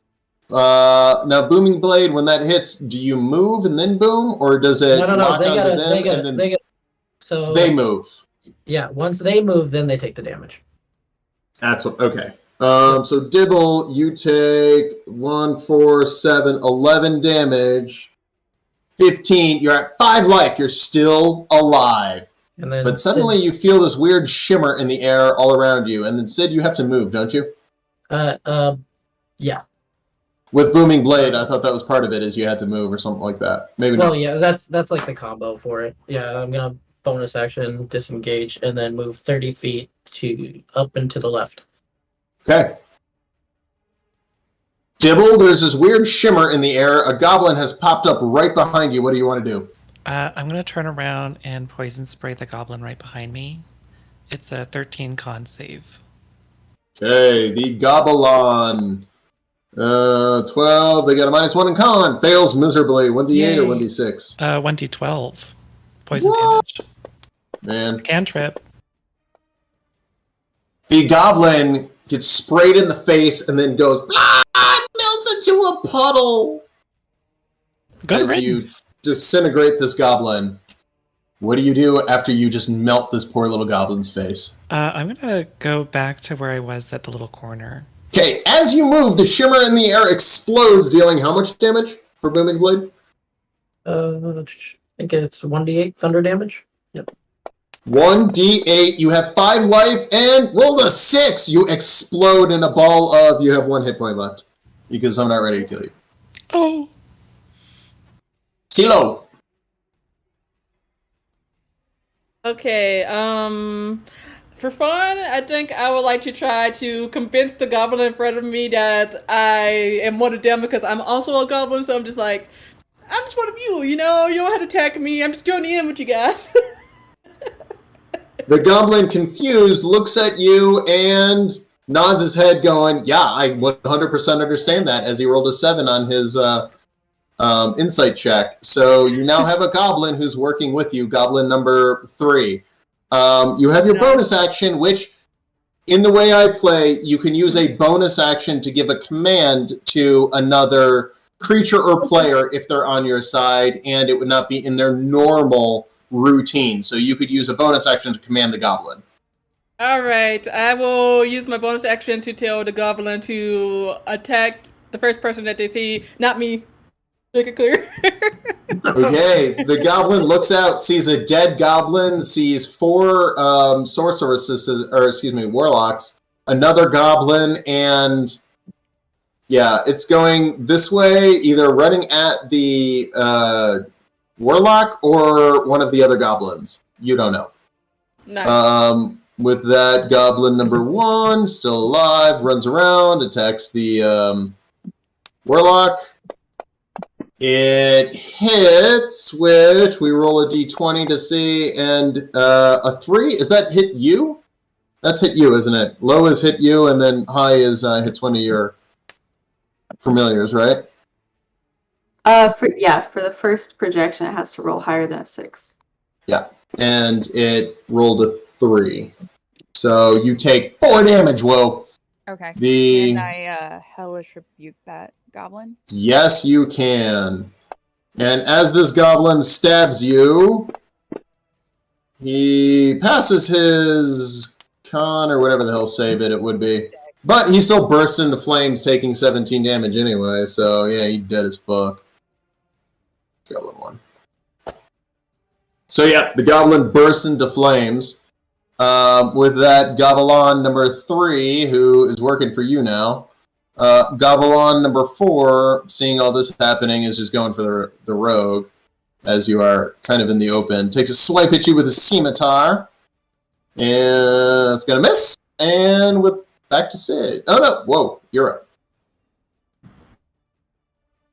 Goblin behind you is dead. There's a goblin in the center, and CeeLo that you can see, as well as you can see your imp, whose name is Kyle for right now. This is your imp. Kyle's gonna go after Grandma Okay. and do a sting attack. Kyle hits Grandma. She has no life. Grandma dies, and then comes back with 1 life. Beautiful. Kyle's very confused by this, as he poisoned her and hit her, and yet she's not seemingly dead. I'm gonna take my movement to the left of me, so I can see the guy clear north. Okay. And Eldritch Blast. Eldritch Blast. Is that going for the Goblin or going for Sid? For Sid, definitely. Nice. All right, and you pop off an Eldritch Blast that's going to hit 1d6-ish, 1d8, I don't know. Yeah, Sid, you take, like 8 damage. All right. Anything else with bonus action?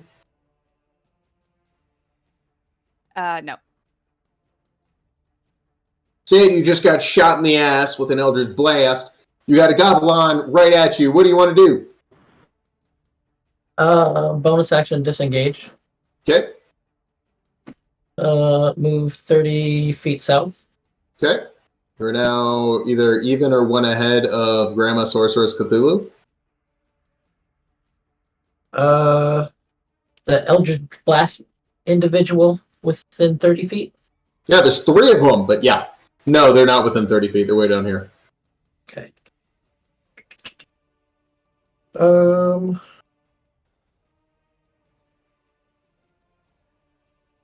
We are going to cast Charm Person on the closest person to me.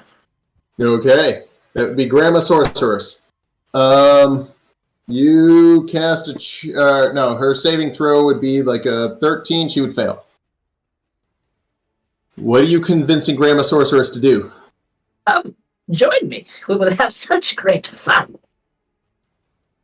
I mean, yeah, makes sense.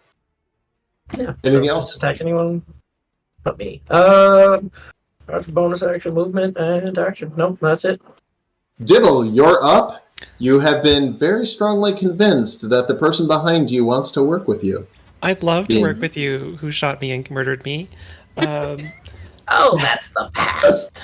Past being literally 6 seconds ago. Can I see the warlock that's over there? Yes. Okay. I'm gonna use magic missile at 2nd level. Okay. And I'm gonna shoot one at the warlock and one at the imp. Okay. The imp explodes and disappears. Magic missile at 2nd level. It does, I think, 4 magic missiles at level 2. So it would be 2, 4, 6 damage, 8, 9 damage, and 2 damage. So yeah, imp is dead. And a warlock takes 9 damage, but it has a couple of thingamabobs. One gets hit, one hits her, and another one hits her. Okay, you take 6 damage, and you're down to 2 projections. Oops. All right. Anything else, Dibble? No. Just CeeLo. So, all right. I am by myself, so I will cast Pass Without Trace. Okay. And then, if I attack, will it go away immediately? I don't know if that is... Yeah, I think it's concentration, so no. Okay. Then I'm going to take my longbow, and then I'm going to shoot the person all the way up at the top. Okay. Is that Woe or Sid? Sid. Okay. Because who doesn't like shooting at Sid? Alright, and I don't know what I gave you for weapon. Here you go. Nat 20! And as you fire the arrow, it strikes Sid directly in the throat, but right next to the jugular, and he survived with 2 HP. Nice. Now I'm hidden. Whoa! A goblin runs up to you and swings at you because it can, and hits one of your projections. Whoa, you're up. All right, I'm gonna straight Eldritch Blast at Sid again since he's now recruiting. Okay. That is going to be enough to kill him. You blow Sid's head completely off, but another one grows, and he's back at 1 HP, where you just hear, boo, end this. Whoa, you've got a bonus action. What are you going to do? I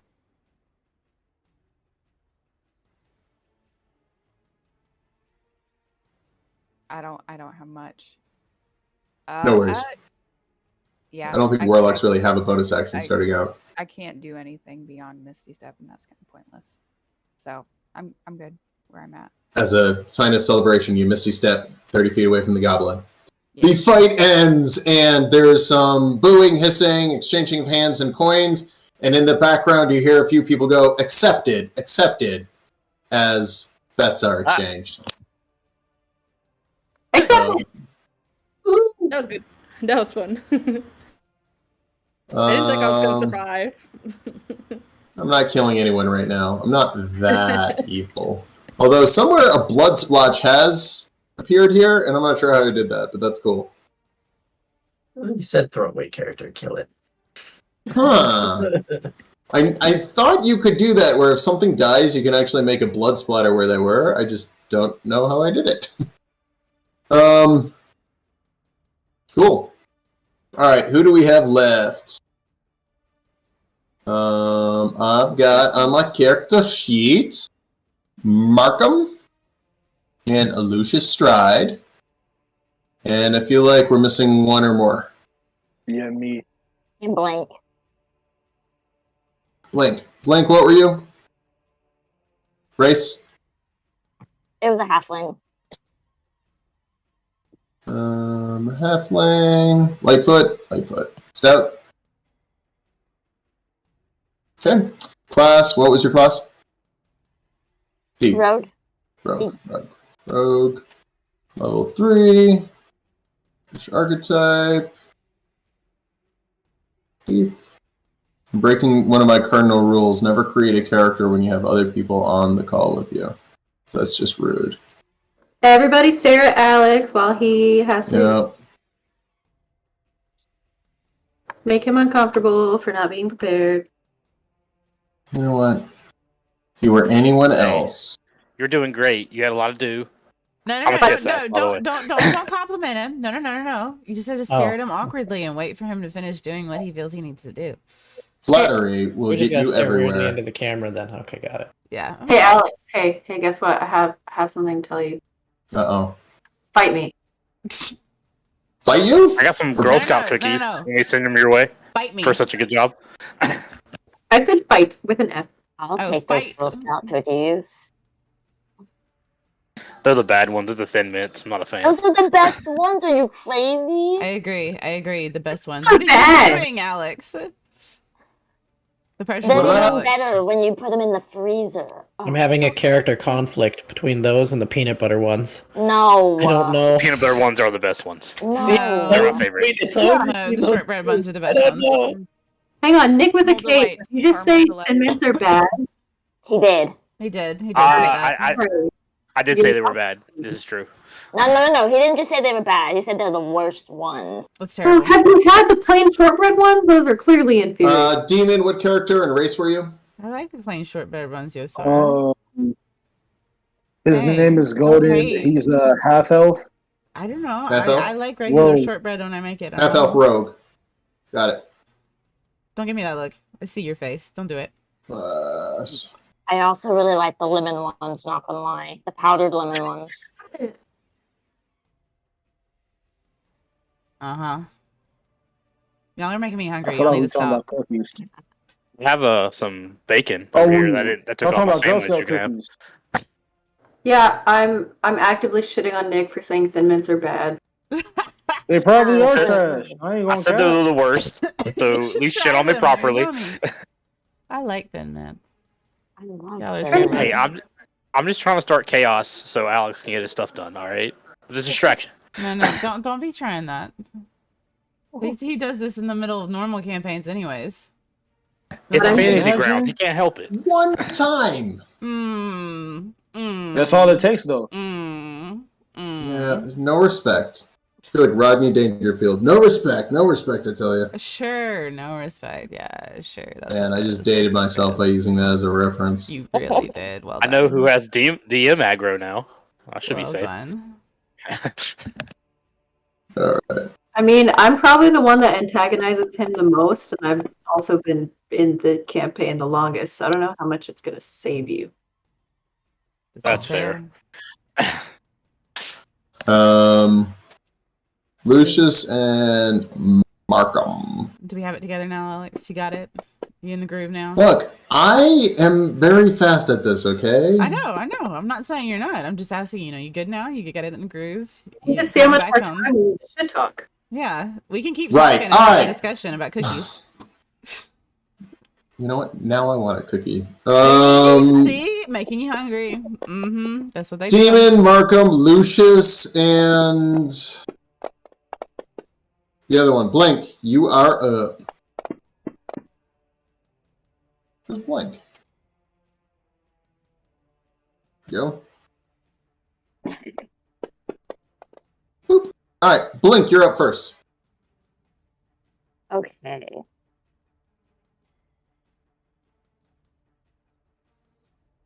Which one is Blink? Sorry, it's really small for me. This one is Blink. Okay, cool. Lower left. So she's going to take both of her daggers in both hands, and she's going to charge the person above her, and just start dashing past and take swipes at them with the dagger towards the ankles. All right, I'm going to say you have the dagger feat and you can use two-handed weapons easily. You swing, and this large Goliath barbarian guy just goes block, and you miss both. Okay. Anything else you want to do, Blink, besides have a little bit of personal regret? I will just continue to run past and hide behind that wall, if possible. Okay, we'll call that a bonus action disengage. That'll be the rest of your movement. No actual hide action, but everything else makes sense. Demon, you are up. All right. Which one am I? This one. Oh, dang. Okay. Yes, the angry female drow, I believe. I don't know. I just literally clicked on one. Oh no, you good. I was low-key hoping I was the Autumn Bright. Oh, she kind of cute. You tripping? All right. I'll run up to the top of that wall, like in front of me. Yeah. This one? No, like up. Yeah, like I wanted to loop over it. Okay. How much movement was that? About 20 feet. All right. You have 2 more to go. Okay. So you couldn't reach anyone in melee if you wanted to. Oh, that's perfectly fine. I was going to take my short bow and shoot at the Goliath. All right, shooting at the Goliath. Everyone versus the Goliath. Okay, would help if I actually gave you a short bow. All right, what did you give me? I'll just use what you gave me. It's straight. I gave you a short bow. You're good. Pew. Pew. That's gonna hit. Are you a rogue? Yes. All right, you're gonna hit him for 6 damage plus. Oh, max sneak attack. So, Markham, you're at half life after literally not even 6 seconds. You're just getting slaughtered here. Lucius Stride, you're up.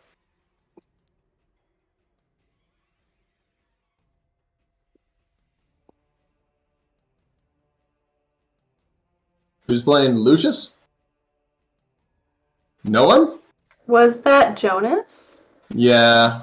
Okay, I haven't been on here for a bit. Lucius suffers a fatal heart attack and dies. Much like the... No worries. Markham, you're up.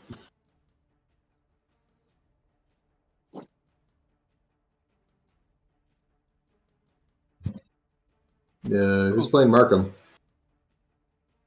It's the first time I'm hearing this name. Okay, well, Road versus road? What's up? 1v1. Okay, with that, the other 2 people have a fatal heart attack and die, so it is now Demon versus Blink. You're both at full health. We're going to reroll initiative just to make it fair as, why not? 25 gold on Blink. If you need a character, one of us, Ruby or I, can jump in. I'll cover that bet. No, let's just do this.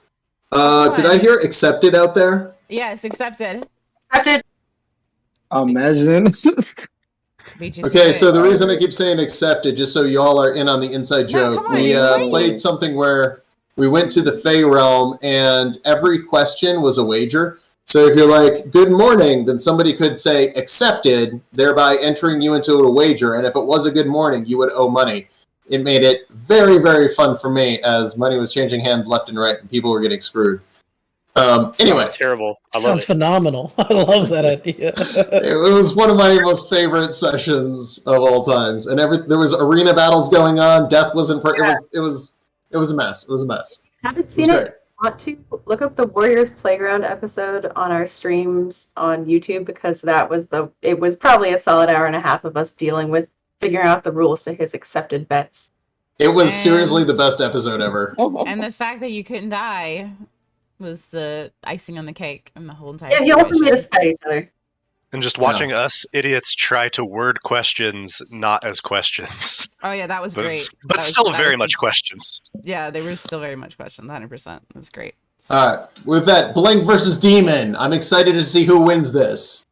The grand finale fight. You guys are ushered to the center of the arena. Blink, you have the initiative. What do you want to do? So, I'm going to give you one chance. You either take this offer, or I'll show you. I have a deck of cards. We play a game.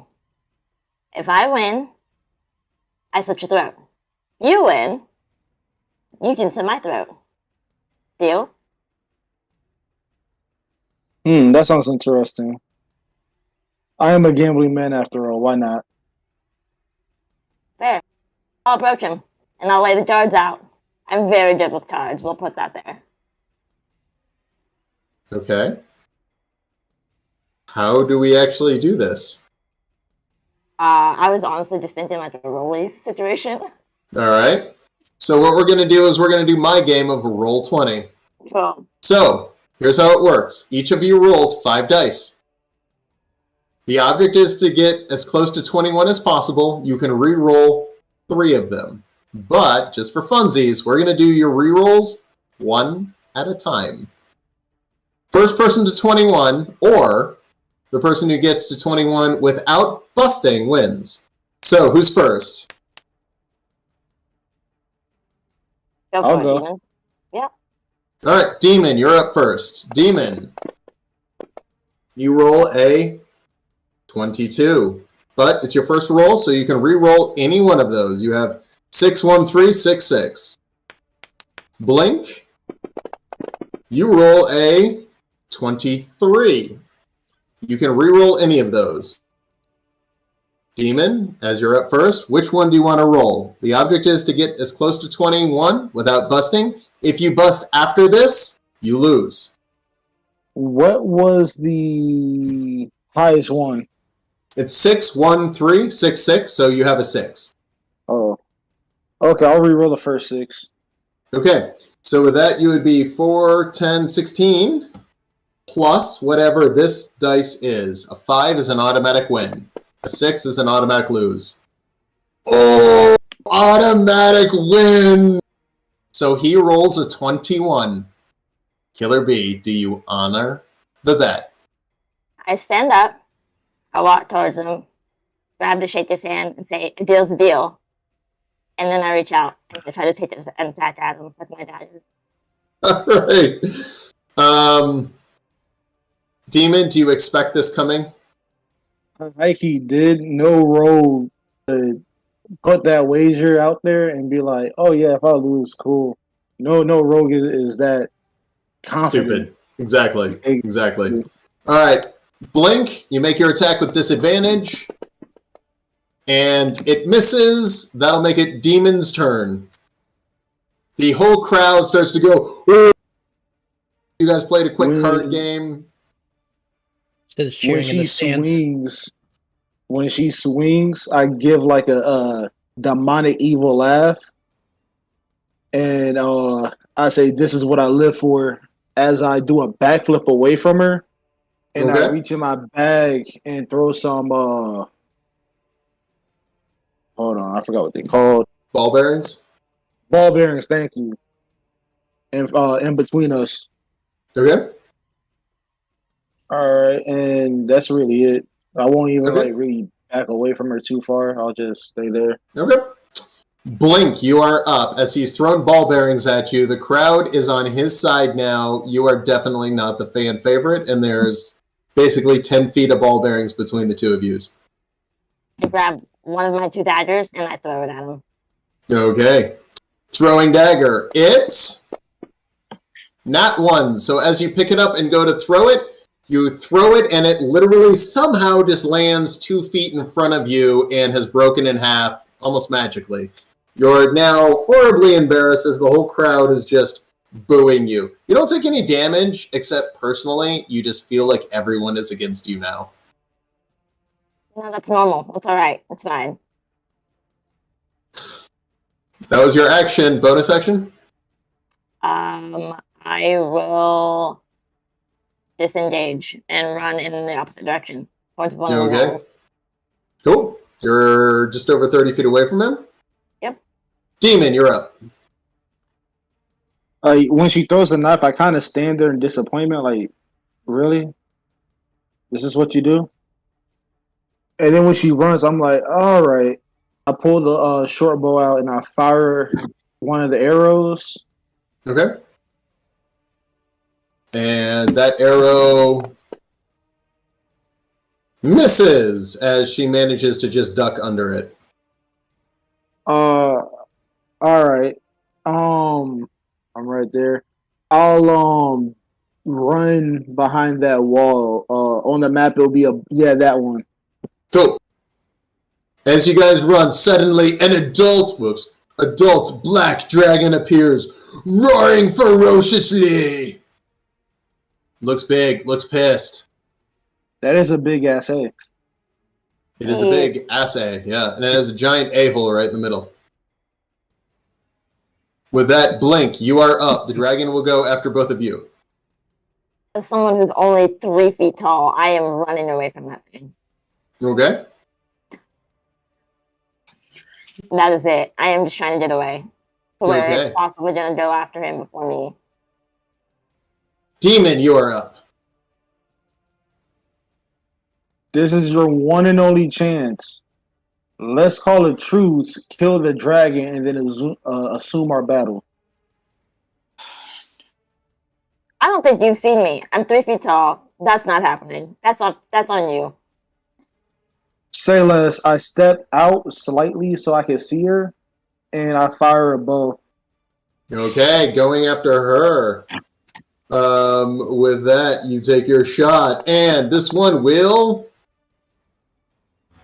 miss. She actually has a lot of armor for someone that small. Okay, question. Where that circle is that a wall?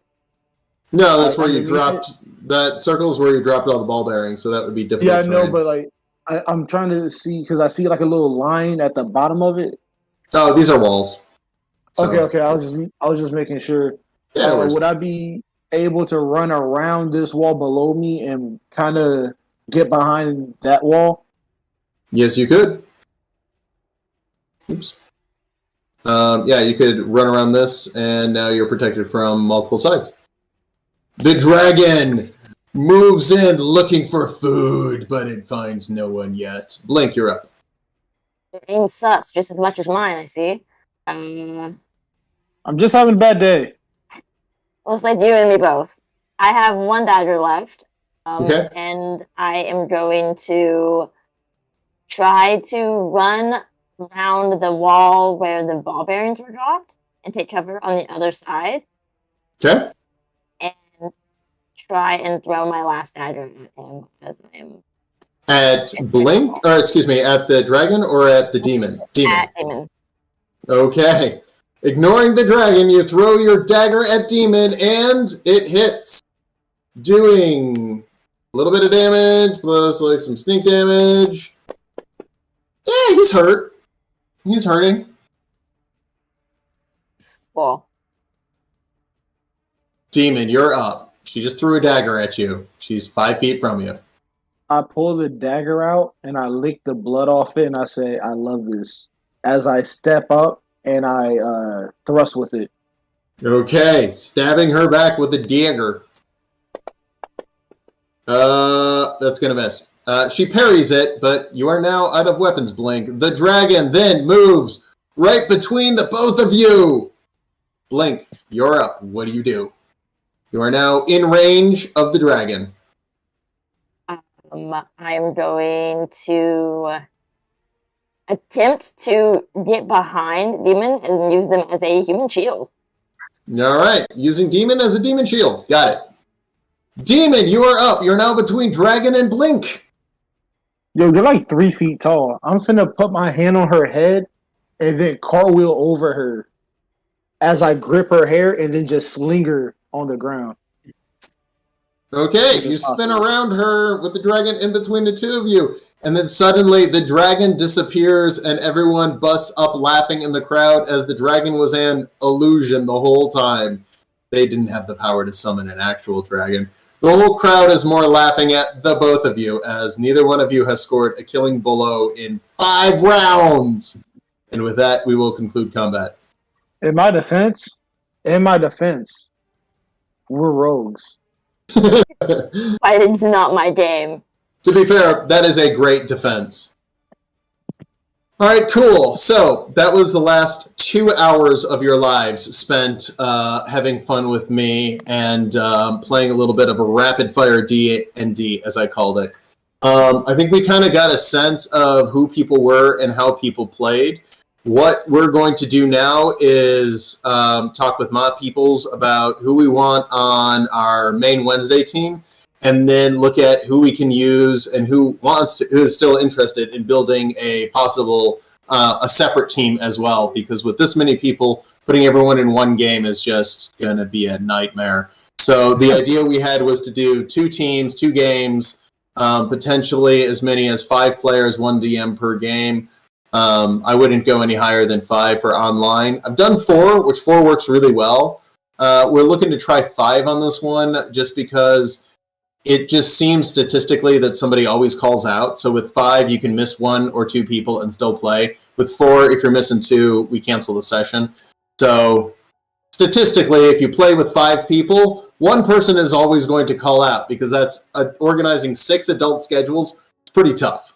So that's kind of what we're looking to do. If anyone has any questions, if anyone wants to talk about anything, I'm going to hang out here for a little while. But this concludes the fun. Normally we play an extra hour or 2, and we go all the way up until 10 p.m. But this one, figured with this many people, 2 hours is all the time I really want to spend as a group. To translate Alex a little bit, if you're Central Time, we usually try for like 7 to 11. If you're Mountain, it's 6 to 10. Yes. I've been telling everything in Mountain Time, and I end every sentence with MST around here. So, yeah, that's Mountain Standard Time. What is that in proper con? What's that? What is that in proper con? Eastern? I'm kidding. Eastern? It would be +2. +2. Kind of on the same vein Alex was saying, if any of you that have experience running one would be interested in DMing the second campaign, please reach out. Yep. I've talked to a few people around here with prior DM experience who have said that they were considering, like, maybe interested in it. But, yeah, with everyone, we wanted... Last time we did this, we had, like, 1 applicant in 3 weeks, and we were like, oh, okay, this makes it easy. So this time we did it, we had 17 people at one point wanting to do it, and I don't have the heart to turn people away. So I want everyone to find a game that they can enjoy with people that they like, so... Yeah, this is the 3rd time we had to find people. The first 2 times, it took almost a month to find 1 person. And then this time we're like, you know what? We have to find 2 people. We're all going to look. And we have so many, and we're excited, and we want everyone. So thank you, all of you, for being here tonight and participating is what she's trying to say to she and Alex. We really appreciate you guys showing interest, messaging us, and then coming together and participating in this kind of chaotic interview of a D&D campaign. And we definitely want to include everybody. That's why we're really going to try our best to make sure that we fill the campaign we currently have, as well as extend it to a new campaign as well. On that note, I'm going to jump and go ahead and close out our stream. So thank you. It was wonderful meeting and watching all of you guys interact. So she's proper time, Eastern. I am not. I'm not even dealing with you. I'm not even dealing with you, Alex. I thought you were, actually. You're always so tired. Oh, suffice to say, it was wonderful meeting you. I look forward to working with more of y'all in the future. I'm going to jump off and get the stream closed. They're going to stick around for a bit longer. I'll see y'all soon. Bye, guys. Bye. It's nice to meet you. Bye. See you later. Yeah. Ruby's Okay, hold on, guys. Sorry, I'm back. Hi. So that was the end of our chaotic interviews. We thank you guys so much for being a part of that and in joining us. We're going to get together and we're gonna make 2 teams. You know, it was obvious to us when we got such a great response that we were gonna hopefully, you know, make 2 teams out of this and actually let people be inclusive, because that's honestly what it's all about, is including people and bringing people together. I think from the beginning, that's what Dungeons and Dragons has always meant to me, is making friends, you know, and building the fantasy world together. So on that note, hopefully next week we'll be back with our main campaign or a start of a new campaign. So I'll let you guys know what I know more from my team and my friends, Alex and Matilda, Yosara. So thank you guys again so much for being here. We do appreciate and love you guys so much. And you guys have a great rest of your week. Bye, y'all.